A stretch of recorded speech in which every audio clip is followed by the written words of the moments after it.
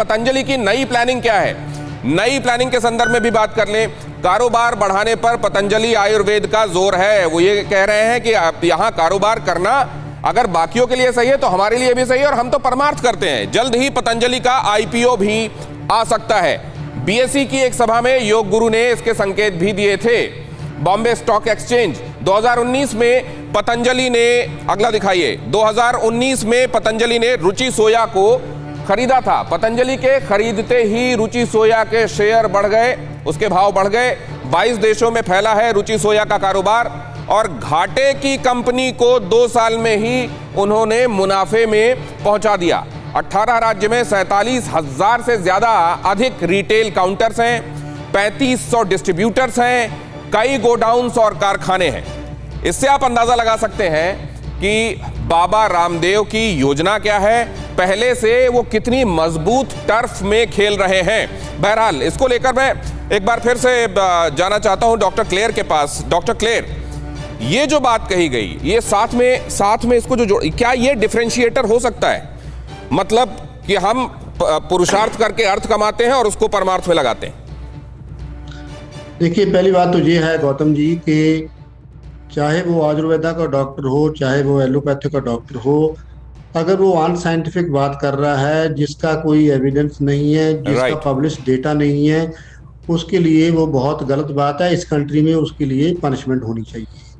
अगर मैं ओपनली कहूँगा कि आयुर्वेदा बेकार है, आयुर्वेदा यूजलेस है, तो मैं आई शुड बी पनिश्ड, क्योंकि आयुर्वेदा जो है और इंडियन सिस्टम मेडिसिन है, उसकी वैल्यू है।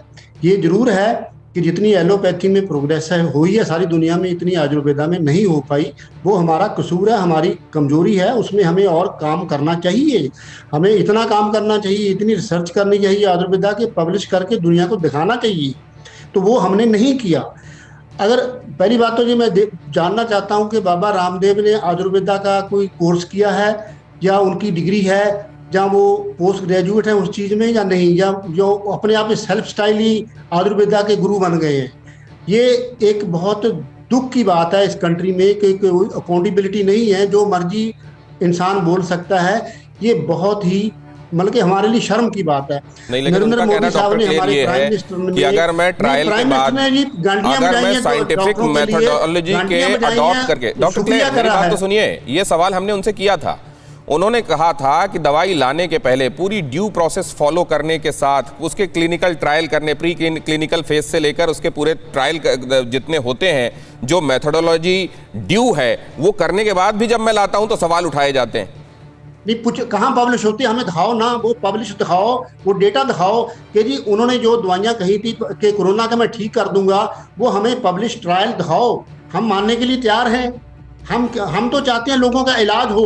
अगर एलोपैथी अच्छी नहीं तो मैं सरकार को ये रिक्वेस्ट करूंगा। लेकिन अब दूसरी बात है ना, अब इसको लेकर दूसरा, आप इसका दूसरा एक हाइंडसाइट देखिए डॉक्टर क्लेयर, इसका दूसरा पक्ष देखिए।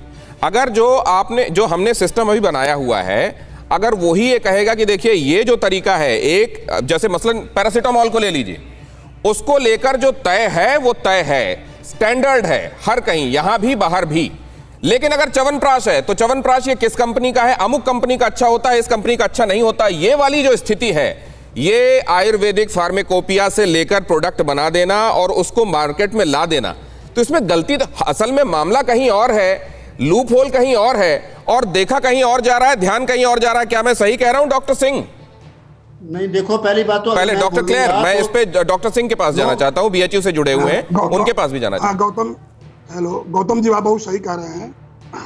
रामदेव जी, जैसा कि किसी पैनलिस्ट ने कहा कि उनके पास क्या डिग्री है, एक डिग्री उनके पास है कि उनके पास पैसा है, और पैसा जब उनके पास है तो जो बोल रहे हैं वो उसको कुछ लोग सुन रहे हैं।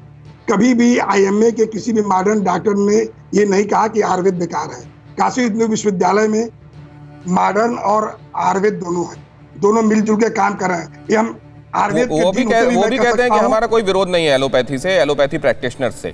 गौतम जी, मैं कह रहा हूँ कि 90% कोविड के यहाँ मैनेजमेंट में मॉडर्न का रोल है और 10% आयुर्वेद का रोल है। ये हमको कहना है कि नहीं आयुर्वेद एकदम ठीक कर देगा, ये हमको कोई बात नहीं कहना चाहिए।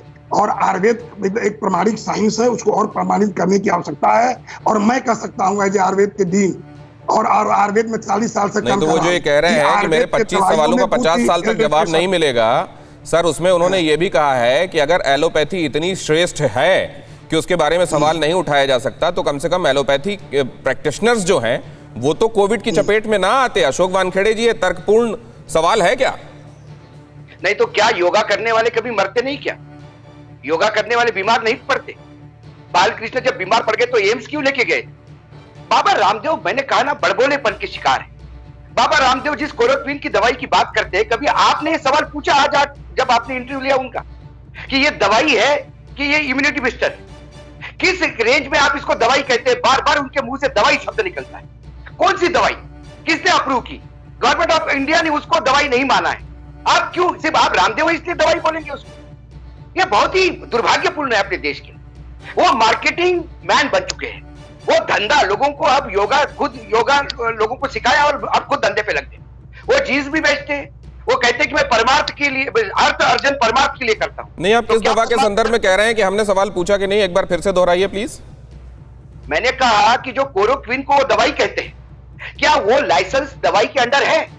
क्लोरोक्विन नहीं, कोरोनिल। वो क्लोरोक्विन से कंफ्यूज कर रहे हैं आप। हाँ, कोरोनिल जो दवाई, वो जो जिसको दवाई कहते हैं, वो तो कह रहे हैं कि हमने प्री क्लिनिकल से लेके सारे फेजेस किए हैं इसमें। और एक सेकंड, आप जाके लाइसेंस देखिए, मैं आपको भेज सकता हूं।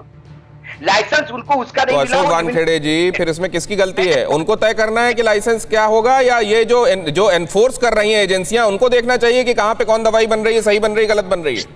एक सेकंड, आपने चैनल चलाया, आपने चैनल का लाइसेंस लिया। कल आप बगैर लाइसेंस लिए ही चैनल चलाएंगे क्योंकि सरकार आपको कुछ नहीं कह रही, उसको जायज तो नहीं कहलाऊंगा ना।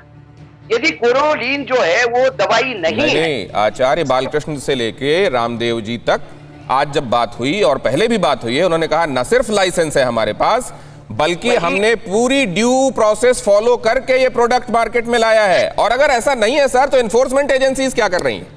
एग्जैक्टली, किसकी है एनफोर्समेंट एजेंसी? मैंने एक जगह पे कहा था, बहुत वायरल हो गया, लोगों को बुरा भी लगा कुछ लोगों को।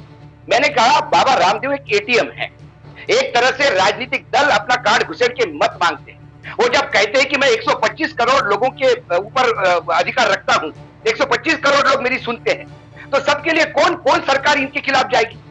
जिस सरकार ने इनको भगाया था वो सरकार तो सत्ता से उतर गई। तो अभी यूपी की इलेक्शन है, कौन इन पे हाथ डालेगा? क्योंकि इन्होंने योगा को धर्म से, आयुर्वेदा को धर्म से जोड़ा। किस धर्म से जोड़ा? और एक सवाल मैं पूछना चाहता हूं, मैं उस दिन होता तो मैं सवाल पूछता। आपने कहा कि ये हमारे बाप ने बनाई हुई दवाई है, तो एलोपैथी का भी कोई बाप होगा, लेकिन उनके बच्चों ने निरंतर उस पर प्रोग्रेस की है। एक हमारे पूर्वजों ने जो आयुर्वेद बना के रखा है, उसी पे हम चलते हैं, उसी से फॉर्मुलेशन आगे पीछे चलते हैं। और करते क्या है? करते हैं जितना गाय का दूध, जितना गाय का दूध घर देश। अशोक वानखेड़े जी ने बहुत महत्वपूर्ण बात यह कही है कि आपको यह भी सोचना पड़ेगा कि अगर वो हमारे पुरखों की दी हुई एक धरोहर है, और वो अगर एक पैथी से पीछे है, तो पीछे क्यों है? कहां कमी रह गई है? वही तो कहा जा रहा था अभी डॉक्टर विवेक गुप्ता की तरफ से भी, क्लेर साहब की तरफ से भी, कि कसूर हमारा है। अड़ी सोमवार से शुक्रवार शाम 6 बजे सिर्फ TV9 भारतवर्ष पर।